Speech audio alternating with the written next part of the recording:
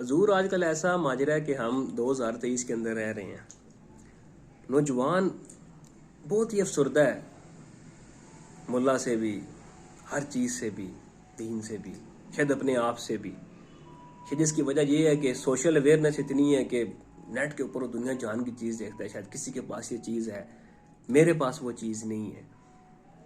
मगर क्या करें, एक वक्त का तकाजा है। जब हम लोग बचपन में थे, हमें नहीं पता था कि हमारे साथ वाली गली में क्या हो रहा है या हमारे साथ वाले मुल्क में क्या हो रहा है। हम छोटी सी चीज़ पे ही राजी थे। आजकल का नौजवान के लिए तो अब हर जगह के ऊपर एडवर्टीजमेंट है, इंफॉर्मेशन है, यूट्यूब है, हर चीज़ है। मगर वो बेचारा डिप्रेशन में जा रहा है। शायद उसके माँ बाप उसकी ख्वाहिशात नहीं पूरी कर सकते, वो भी कमाने के लायक नहीं है। तो ऐसे नौजवानों के लिए क्या मिशले राह या हल हो सकता है? मैं अपने दादा अबू से सुना करता था कि मेरे दौर में 1 आने का किलो घी था, गोश्त 4 आने था, फलां चीज़ 8 आने थी, फलां चीज़ 2 आने थी। तो वो मैं बातें सुन के ना मैं हंसता था। मैं कहता लो, बाबा जी का दिमाग सटिया गया है। यानी कि 2 आने, 4 आने, 6 आने की बातें बाबा जी कर रहे हैं। और आज मेरे दौर में 2 रुपए का नान है। ये उस वक्त की बात कर रहा हूँ जिस वक्त मैं सने बलोगत में यानी जवानी में मैंने कदम रखा। मैं बाजार की तरफ गया, मैंने चीज़ें खरीदनी शुरू की। मैं उस वक्त की बात कर रहा हूँ। तो मैंने दादा से सुना कि 2 आने, 4 आने, लेकिन मैंने चीज़ खरीदी है 2 रुपए या 4 रुपए या 6 रुपए या 8 रुपए। अब इसमें समझने वाली बात सिर्फ ये है कि आज का नौजवान बेरारजरी का शिकार हो गया है। यानी कि वो मुतजलजल है, मुल्ला से दूर है। मुल्ला से इसलिए दूर है, ये तो मुल्ला से ही पूछना चाहिए जाके कि जो दीन मुल्ला बता रहा है वो दीन आज का नौजवान मानेगा। पढ़ा लिखा नौजवान, एक यूनिवर्सिटी का पढ़ा लिखा नौजवान, या एक साहिब इल्म नौजवान, या एक किताबें पढ़ने वाला नौजवान, या एक इंटरनेट यूज़ करने वाला नौजवान, या एक BBC लंदन देखने वाला नौजवान, या एक दुनिया के साथ अटैच रहने वाला नौजवान, क्या वो मुल्ला की बात मानेगा? मुल्ला की बात में इत्तेजाद है। अब वो इत्तेजाद कैसे है? नौजवान तो यहीं से डर जाएगा। कैसे डर जाएगा? वो ऐसे डर जाएगा कि बचपन से आपने एक दूसरी जमात की जब किताब शुरू की, कायदा शुरू किया, दूसरी जमात की किताब आपने पढ़नी शुरू की, तो उसी के अंदर आपने पढ़ा, मैंने भी पढ़ा, दीगर नौजवानों ने भी पढ़ा, जो ये मेरी बात सुन रहे हैं उन्होंने भी पढ़ा होगा कि हमारे नबी करीम आका जी मोहम्मद मुस्तफ़ा सल्लल्लाहु अलैहि वसल्लम, जिनके हम पैरोकार हैं, मुस्लिम कहते हैं अपने आप को, ईमान वाले कहते हैं, मानते हैं ईमान वाला अपने आप को, तो पैरोकार हुए मोहम्मद मुस्तफ़ा साहब के। अब मोहम्मद मुस्तफ़ा सरकार जो हैं वो ताइफ की बस्ती में जाते हैं, शरीर लड़के उनके पीछे लगा दिए जाते हैं, उनको पत्थर पड़ते हैं और इतने पत्थर पड़ते हैं कि जूती ही उनकी लहूलुहान हो जाती है। और जब वो पाँव उठाएं तो चिप चिप की एक चिपचिपाहट होती है। वो भी किताबों में पढ़ाया गया कि जूतियाँ लहूलुहान होगी। यानी आप कदम मुबारक उठाते थे तो आपके कदम मुबारक के साथ जूती से खून यानी एक धार बनाता था। यानी कि इतना खून आपका ज़ाया हुआ। जबरील साहब सामने आ गए। जबरील साहब ने कहा क्यों कम करें भाई, हम इनके ऊपर ये वाली पहाड़ और ये वाली पहाड़ आपस में मिला दें, इनको निस्तो नाबूद कर दें। आपने कहा ठहर जाओ, मैं लोगों को घर को तबाह करने या लोगों को सजा देने के लिए नहीं आया। ये आज मेरी बात नहीं समझ रहे, कल आने वाले जो इनमें से पैदा होंगे वो मेरी बात को समझ जाएंगे। यानी आज मौलवी ये बताता है कि हजूर के ऊपर ओजरी रख दी गई, हजूर ने माफ फरमाया। हजूर को पत्थर मारे, हजूर ने माफ फरमाया। हजूर को बुरा कहा गया, माफ फरमाया। कूड़ा फेंकने वाली ने कूड़ा फेंका, हजूर ने उसके घर जाके इजाजत की। फिर साथ ही ये कहते हैं कि यहूद और नसारा तुम्हारे दुश्मन है, यहूद और नसारा के साथ ऐसी बात ना करना, यहूद और नसारा फलां है, वो फलां तुम्हारा दुश्मन है। गजवा हिंद होनी है, हिंदुओं के साथ तुमने लड़ना है, यहूदियों के साथ तुमने लड़ना है, ईसाइयों के साथ तुमने लड़ना है, यानी दुश्मनी। तो ये यहाँ से आज का नौजवान मुल्ला से बेजार हो गया। क्यों? इधर तू कह रहा है कि वो हैं जो कह रहे हैं कि मैं अभी इनके अंदर आने वाली नस्ल को देख रहा हूँ कि आने वाली नस्ल में मोहब्बत पैदा हो जाए। तो इधर तू कह रहा है कि भाई इनके ऊपर तलवार उठा। अब उनके ऊपर जो जुल्म सितम हो, उनकी जूतियां खून से आलूद हो जाएं, उनके नालैन खून से आलूद हो जाएं, उनके कंधों के ऊपर ओजरी रख दी जाए, उनके साथ जुल्म सितम किया जाए, तो वो मोहब्बत से पेश आए। यहाँ तक किताबों में पढ़ा गया है कि यहूदी की बेटी नबी पाक सरकार अलैहिस्सलाम के सामने आ गई, आपने अपनी काली कमली चादर बिछाई और उसके ऊपर उस यहूदी की बेटी को बैठाया। किसी ने सवाल किया यहूदी की बेटी, उन्होंने कहा बेटी किसी की भी हो, बेटी बेटी होती है। तो हमारे आका जी तो ये दर्स दे के गए हैं। अब मुल्ला जो बता रहा है वो, इसलिए अब मुल्ला की बात में एतजाद है, इसलिए आज का नौजवान उसके मुखालिफ है। और जो नौजवान डिप्रेशन की तरफ जा रहे हैं, आपने सवाल के, वो डिप्रेशन इसीलिए डिप्रेशन की तरफ जा रहे हैं कि किताबें और कह रही हैं, मुल्ला और कह रहा है, दीन और कह रहा है, हजूर की बात और है। अब मुल्ला किसकी बात माने? एक देवबंदी आलम के पास चले जाए तो वो कुतुब देवबंद से आपको जो बात होगी वो बताएगा। अब कुतुब देवबंद से जो बात है वो आपको बता देगा। एक मुल्ला के पास आप चले जाएं, वो फिका जाफरिया के मुताबिक असूल काफ़ी से आपको एक बात बताएगा।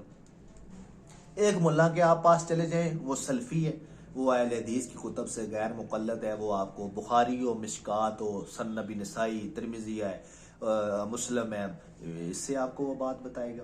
आप एक बरेलवी के पास चले जाएं, वो इमाम आज़म अबू हनीफा की बात और शाह अहमद रज़ा की बात निकाल के बताएगा। यानी कहने का मकसद है कि ये दीन तो ना हुआ, ये तो अपने अपने ठीक हो गए। जैसे एक रेडी से एक बात मिलती है, क्या मिलता है, यहाँ पे चने हैं, लीम है, यहाँ पे फलां चीज़ है। दूसरी रेडी पे जाए, यहाँ पे दाल है, चावल है, यहाँ पे फलां चीज़ है। तीसरी रेडी पे जाए, यहाँ क्या है, यहाँ पे गुड़ वाले चावल है, यहाँ पे फलां चीज़ है। चौथी रेडी पे जाए, ये बाजार वाली बात होगी। दीन तो है कि आज के दिन तुम्हारा दीन मुकम्मल कर दिया गया। जब मुकम्मल कर दिया गया, पीछे क्या बात रहेगी?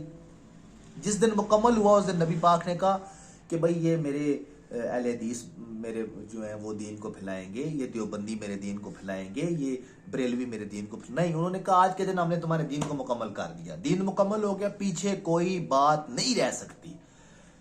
वातसिमू बिहब्लिल्लाह जमीअन वला तफर्रकू, ये कुरान की आयत मैंने आपके सामने पढ़ी है।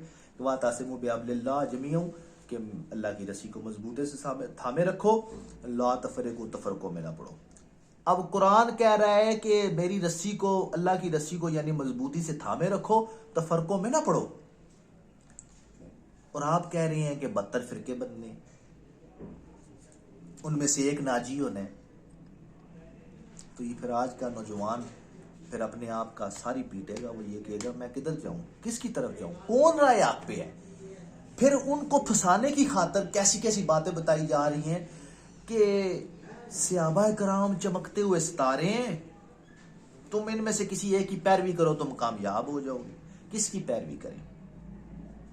किसी एक सहाबी का आप मुझे बता दें कि वो उसकी पैरवी करके कामयाब हो जाएंगे, या किसी एक अहले इस्लाम का आप मुझे बता दें। बिलाल एक स्याह फाम अबशी गुलाम था, गुलामी इख्तियार करके सैयदना बिलाल हो गया। अब ऐसे करनी दीदार ना कर सका, लेकिन क्या हो गया, सहाबी भी हो गया और अजमत कितनी मिल गई, सैयदना वैसे करनी हो गया। और जो पास रह रहे हैं, जो सुबह शाम देख रहे हैं, वो कोई अबू जहल है, कोई अबू लाब है। अबू जहल जहलों का बाप, अबू लाब तब्बत यदा अबी लाहब व तब, अबू लाब तेरे हाथ टूट जाए। वो पास रह रहे हैं, उनके हाथ भी टूट रहे हैं, उनके लिए बदवा हो रही है। और जो दूर है वो अवैसे करनी बन गया है, और जो गुलाम है उनमें से सैयदना बिलाल हबशी बन गया। तो ये आज के नौजवान को अगर दीन चाहिए, दीन मोहम्मदी चाहिए, डिप्रेशन से निकलना है, तो उसको वो असल बात जो हक की बात है, दीन मोहम्मद महफूज है औलिया अल्लाह में।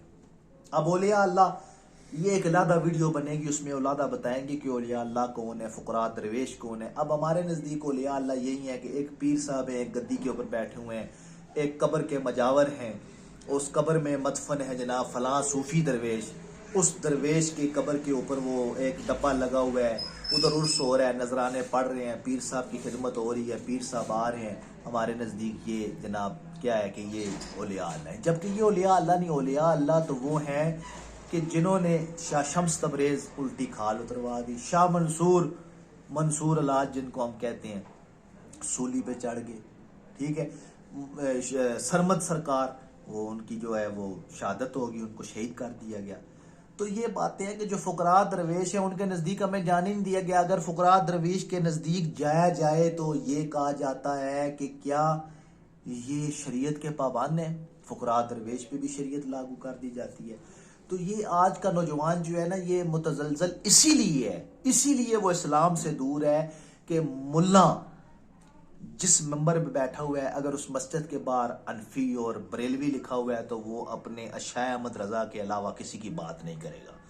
देवबंद लिखा हुआ है तो वो जनाब वाल अशरफ अली थानवी साहब के अलावा किसी की बात नहीं करेगा। सल्फी लिखा हुआ है, अहले हदीस लिखा हुआ है तो वो यजदानी साहब की बात करेगा, या वो ज्यादा जनाब वाला इमाम अहमद बिन हंबल की बात कर लेगा, वो अपने इमाम की बात करेगा। तो ये तो इनकी रोजी के ठिए हो गए, ये दीन नहीं है, ये कोई इस्लाम नहीं है। तो आज का नौजवान सही फंसा हुआ है। आज के नौजवान को चाहिए, उसके लिए जो कम है वो ये है कि वो तफरकों में ना पड़े, एक दूसरे से मोहब्बत करे। जैसे नबी करीम अलैहिस्सलाम की जिंदगी को पढ़ ले, जितने बड़े आलम हैं, अरबों रुपए की उनकी जायदाद है, वो एक लग्जरी बहुत बड़ी गाड़ी में आते हैं, एक अल्लाह का जिक्र होता है और उतरते हैं, अपना खुतबा सुनाते हैं, लोगों को कह के जाते हैं कि सादगी अपनाओ। नबी ने तो कद्दू खाए हैं, क्या तूने कद्दू खाए हैं? तू तो छोटे गोश्त के अलावा खाता नहीं है, तो लोगों को तू दर्स दे रहा है कद्दू खा। तू पहले खुद कद्दू खाएगा तो फिर लोगों को तेरा दर्स कद्दू का चलेगा।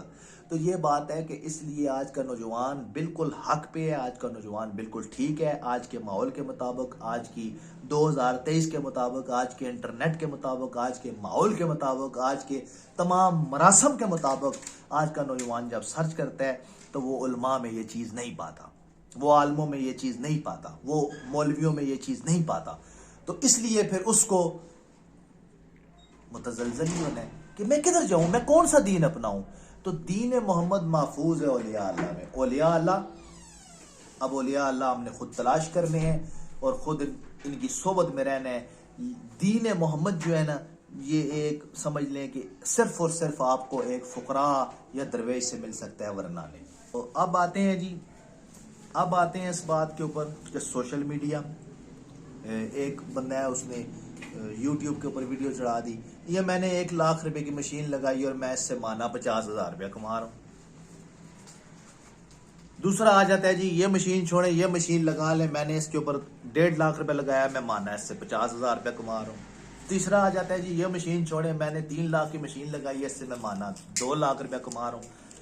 तो ये सोशल मीडिया और ये जितने भी आजकल के इंटरनेट के मरासम है, जो भी है, इससे ये बात समझनी चाहिए, जाबिर बिन यान किसी इंटरनेट का मोहताज था, अरस्तु किसी इंटरनेट का मोहताज था, याकूब अलकंदी किसी इंटरनेट का मोहताज था। जितने पहले हमारे मुसलमान सियासतदान, साइंसदान जिन्हें कहा गया साइंसदान, ये साइंसदान जो थे जिनके बारे में आज हम पढ़ते हैं और आज उनकी हम वो चीज़ें हल की हुई, फिजिक्स और केमिस्ट्री और बायोलॉजी और मजीद जितना भी इल्म है, क्या वो इंटरनेट के मोहताज थे? उनके दौर में इंटरनेट मौजूद था, उनकी अपनी ताकीक थी ना। तो ये बात है कि कोई भी ताकीक या कोई भी बात किसी शय की मोहताज नहीं होती। ये एक ज़ाती इल्म होता है, अपना ज़ाती तजर्बा होता है, अपनी ज़ाती बात होती है। अब एक बंदे ने 1 लाख रुपया लगाया, 1 लाख रुपया लगा के मशीन लगाई, अगर वो 50,000 रुपया महीना कमा रहा है तो ये उसके अपने लिखे हुए कर्म है, उसके अपने लिखे हुए नसीब है। दूसरा नौजवान जो 1 लाख रुपए की सकत नहीं रखता, अब उसके लिए क्या हुक्म है? वो इंतजार करेगा कि मुझे कोई 1 लाख रुपया दे, मैं ये मशीन लाऊं, मैं ये मशीन लगाऊं, फिर मैं 50,000 रुपया कमाऊं। ऐसी बात नहीं है। इकबाल साहब ने फरमाया है ना कि मेरा तरीक अमीरी नहीं फकीरी है। ये क्या है? अब जितने तेरी इस्तात है, एक टीचर है, उसको अल्लाह ताला ने इल्म अता किया, उसके शागिर्द हैं, उसी के अंदर अल्लाह ताला ने उसके लिए उसकी दुनिया में आने का मकसद रखा हुआ है कि तेरा मकसद टीचिंग है, तूने टीचिंग करके अपने पेशे के साथ मुखलस लेके कमाना है। एक साइंटिस्ट वो उसके मामलात हैं, एक डॉक्टर है, उस डॉक्टर ने अपने पेशे के साथ मुखलस रह के कमाना है। जो बंदा अपने पेशे के साथ मुखलस हो गया, एक बच्ची या एक बच्चा महल्ले में मैट्रिक कर जाता है ना, तो वो 5वीं 6वीं क्लास के तालिब इल्म को पढ़ा सकता है, अपने घर के बाहर लिख देता है कि ट्यूशन की सहूलत मौजूद है। अब वो ट्यूशन उसका पेशा भी हो गया और उसका यानी कि किरदार, उसका अमल, उसका सब कुछ हो गया। अब उसके साथ वो मुखलस हो कि अगर नेकी के साथ, नेकनीति के साथ काम करता है तो वो आगे चला जाएगा। इंटरनेट, सोशल मीडिया, ये सब आजकल के नौजवान को इस चीज़ के ऊपर गौर करने के लिए, इस चीज़ के ऊपर अमल करने के लिए ये चीज़ जांच लेनी चाहिए, ये चीज़ भांप लेनी चाहिए कि तू ना किसी इंटरनेट का मोहताज है, ना तू किसी सहूलत का मोहताज है। तेरे से पहले ऐसे भी थे कि जिनके पास ये सहूलियात मौजूद नहीं थी, पर उनका नाम आज भी तारीख में सुनहरी रूप में लिखा जाता है। तो और तेरे पास तो इतनी सहूलत मौजूद होगी, तो फिर भी पसमानदा है, तो फिर भी गर्क व शुदा है, क्यों है? इससे पता चला कि ना कैमरा, ना मोबाइल, ना इंटरनेट ये किसी को बुलंदी के ऊपर पहुंचाने के लिए ना काफी है। यानी क्या पता चला? ये पता चला कि ये इंटरनेट, ये सहूलियात, ये जितनी भी चीजें हैं, ये तो उल्टा हमारे डिप्रेशन को बढ़ा रही हैं। हम मजीद दर मजीद जिल्लत के ऊपर जा रहे हैं। अब इससे बचना कैसे है? मोबाइल है, आप मोबाइल में एक बंदा आपको फोन करता है, आप पाकिस्तान में मौजूद है, उसको कहते हैं मैं तो दुबई हूं, तो ये सहूलत आपके लिए बिल्कुल एक समझ के गलत बात आ गई। अगर आप मौजूद पाकिस्तान में और उसको दुबई बता रहे हैं, तो ये सहूलत आपके लिए वबाल जान बन गई। अब इस सहूलत को सही इस्तेमाल करने का तरीका ना उलमा बता रहे हैं, ना फुकाहा बता रहे हैं, ना किसी फुकरा दरवेश ने आज तक बताया कि मोबाइल का मतलब यानी क्या है, इंटरनेट का मतलब क्या है। इसके ऊपर एक तवील वीडियो बनती है, लेकिन अभी आपने जो मेरे साथ सवाल किए हैं, उन सवालों को मैंने तवील के साथ एक बहुत अच्छे अंदाज के साथ आपके सामने बयान करने की कोशिश की है। आप इसको समझें, मजीद इससे अच्छी भी हम वीडियो बनाएंगे, आपको मजीद अच्छा भी समझाएंगे।